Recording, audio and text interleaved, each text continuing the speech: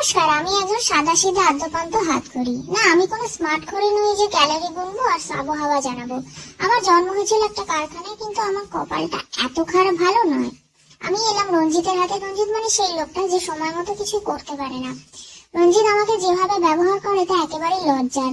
আমি তার হাতের ওপর বাধা থাকি, অথচ সে বারে বারে ফোন দিয়ে সময় চেক করে। আমার জীবনের সবচেয়ে ভয়ঙ্কর দিন ছিল যেদিন আমাকে সে বাথরুমে রেখে ভুলে গেছিল। ঘন্টার পর ঘন্টা আমি ভেজা তোয়ালের পাশে শুয়েছিলাম। কিন্তু আমার জীবনের সবচেয়ে বড় ধাক্কাটা এলো সেদিন, যেদিন রঞ্জিত একটা চকচকে স্মার্ট ঘড়ি কিনলো। দেখো, এটা দিয়ে স্টেপ কাউন্ট করা যায় বলে আমায় এক কোণে ফেলে রেখে দিল। স্মার্ট ঘড়ি তার জন্য স্টেপ গুনলো, কিন্তু আমি ড্রয়ের অন্ধকারে অপেক্ষায় রইলাম। কিন্তু কপালের কথা দেখুন, স্মার্ট ঘড়ি 1 মাসের মধ্যে খারাপ হয়ে গেল। আর তখন রঞ্জিত আমার কাছে আবার ফিরে এলো, আমাকে হাতে বাঁধলো। তাই বলছি, আমি একটা সাদা সুধে ঘড়ি, কিন্তু আমার মতো বিশ্বস্ত সঙ্গে খুঁজে পাওয়া মুশকিল।